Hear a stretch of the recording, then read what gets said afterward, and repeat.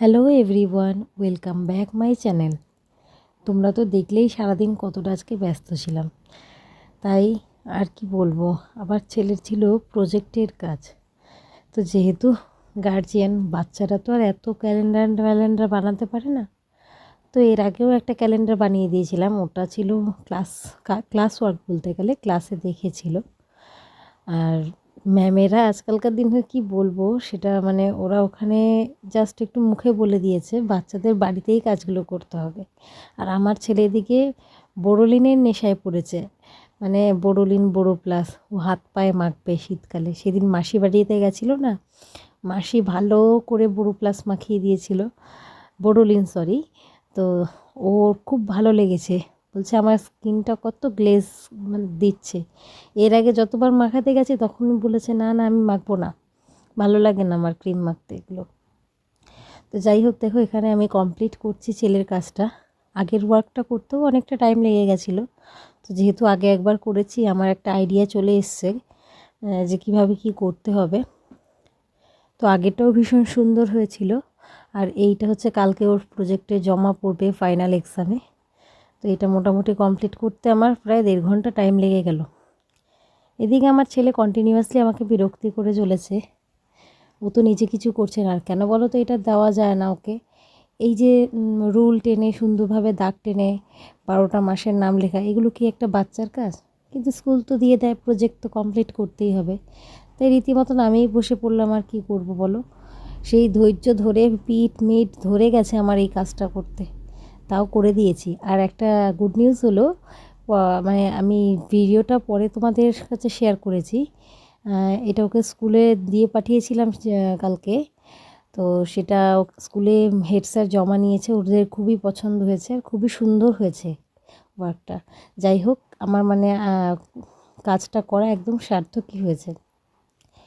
তো প্রত্যেকেরই বাড়িতে মায়েরাই এইগুলো করে দেয়, জানি না বাবারা কতটা করে, অনেকের হয়তো বাবাও করে।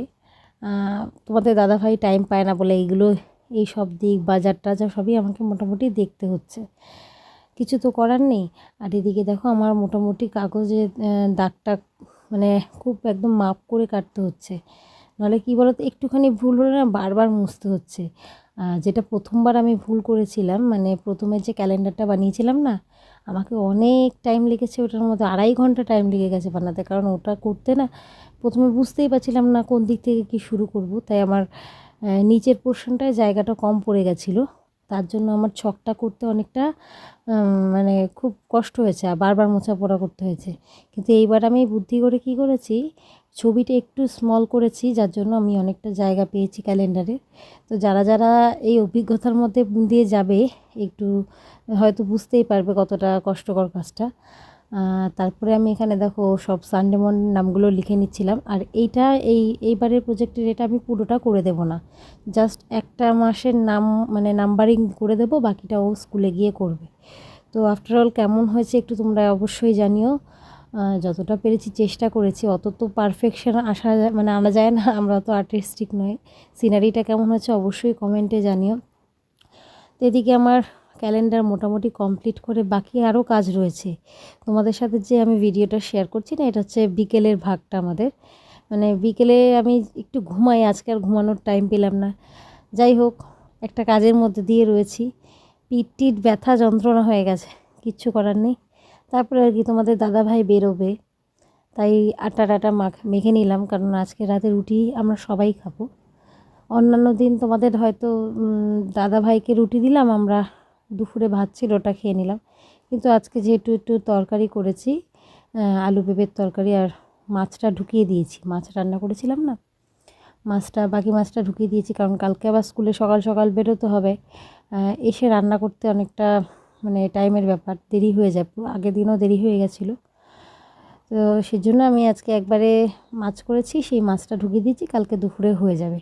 কালকে শুধু একটু বাটা করে নেব, এই চিন্তাভাবনা করেই এগিয়েছি। আজকে একটু রুটি করলাম, আটাটা মেখে নিলাম। কার কার এই কাজটা করতে ভালো লাগে অবশ্যই কিন্তু কমেন্টে জানিও। আমার না সত্যি কথা বলতে ছোটোবেলার থেকে পড়াশোনার সাথে সাথে এই কাজগুলো আমার মা খুব সুন্দরভাবেই শিখিয়েছিল।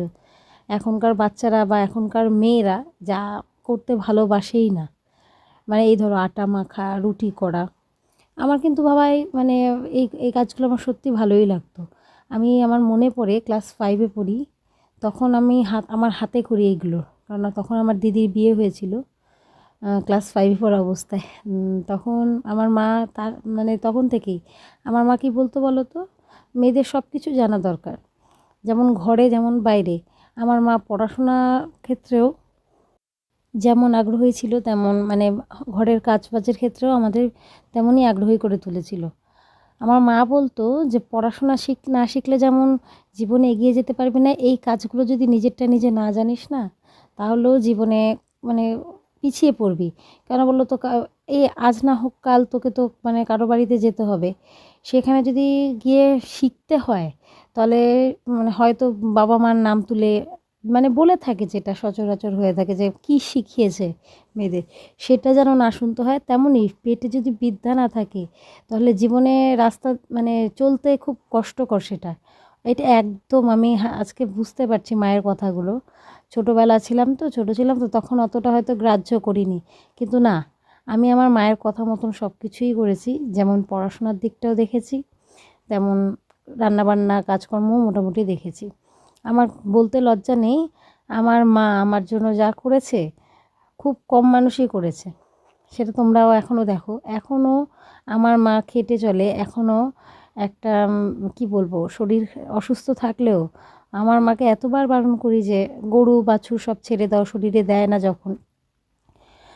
কিন্তু আমার মা কিন্তু শোনে না, বলে যতদিন আছি ততদিন যদি আমি সংগ্রাম মানে কাজকর্ম করে যেতে পারি, তাহলে শরীরও সুস্থ থাকবে, সব কিছুই ভালো থাকবে। হ্যাঁ, এটা দেখি একবার যদি মা শরীর মানে কাজকর্ম মানে গরু টরু ছেড়ে দেয়, তো মার অনেকটাই কষ্ট হয়ে যায়। দেখি ভালো লাগে না, সারাদিন দিনও কাটতে যায় না। যেমন আমারও হয়, কোনো যদি দেখি যে আজকে একটু কাজ কম করছি, শরীরে আলসামি লেগে যায়। এই জিনিসটা সত্যি একদম শরীরের জন্যও ভালো না। তো দেখতেই পাচ্ছ আমার রুটিগুলো কেমন সুন্দর গোল গোল হচ্ছে, সবগুলোই আমার মায়ের শিক্ষা। আমি বলতে পারবো না যে এটা আমি শ্বশুরবাড়ি এসে শিখেছি, এইগুলো আমি ছোটোবেলা থেকেই শিখে এসেছি। তো আর আজকে দেখো ছেলের বায়নায় তো সেদিন নারকেলটা নিয়ে এসেছিলাম। ছেলে হচ্ছে কচু বাটা খাবে, ইন্দুবালা ভাতের হোটেল দেখে যে কচু বাটাটা ওটা আমি আগেও খাইয়েছি ওকে, তো আবার খাবে বলেছে। এবার এতটা নারকেল তো আর আমি বাটায় দেবো না, তো ভাবলাম যখন শীতকাল পড়েই গেছে গুঁড়ো নিয়ে এসেছি, তো আজকে দেখো একটু পাটিসাপটা বানাবো।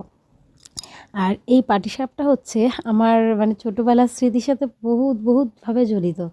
কারণ এই পাটিসাপটা খেতে আমি ভীষণ ভালোবাসি, অন্য সব পিঠের থেকে এটা আমার মোস্ট ফেভারিট। তো আজকে বানাচ্ছি হচ্ছে পাটিসাপটা। এটা আমি কি বললো তো, ছোটোবেলার থেকে আমি নিজে কোনো দিন মানে হাতে করে করিনি, সব সময় মা আর দিদি করতো। তো তাদের থেকেই মানে সব মাপ টাপ নিয়ে আমি আজকে এই পাটিসাপটাটা বানালাম। জানি শেপটা হয়তো একদমই ভালো আসেনি, কিন্তু কি বলো তো, খেতে কিন্তু দুর্দান্ত হয়েছিল।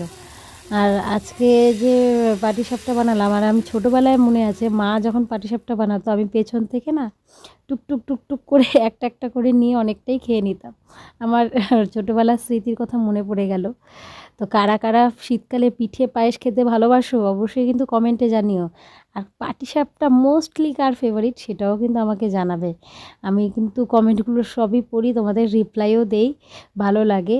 তো আজকের এই ব্লগটা মানে আমি চতুর্দিকে কাজ করে চলেছি আজকে মানে একদম রেস্ট হয়নি সারাদিনে। দেখো পিঠেগুলো কেমন হয়েছে, সারাদিনে একদম রেস্ট পাইনি। যাই হোক, তাও কোনো আক্ষেপ নেই। মানে কিছু না কিছু তো কাজ করেই চলেছি।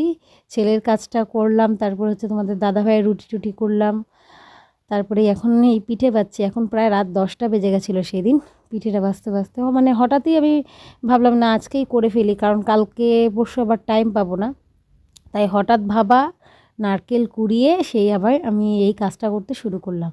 তো যাই হোক, ভাজতে বেশি টাইমও লাগেনি, খুব একটা বেশি ছিল না, একটা নারকেলে তো আর বেশি পিঠে হয় না।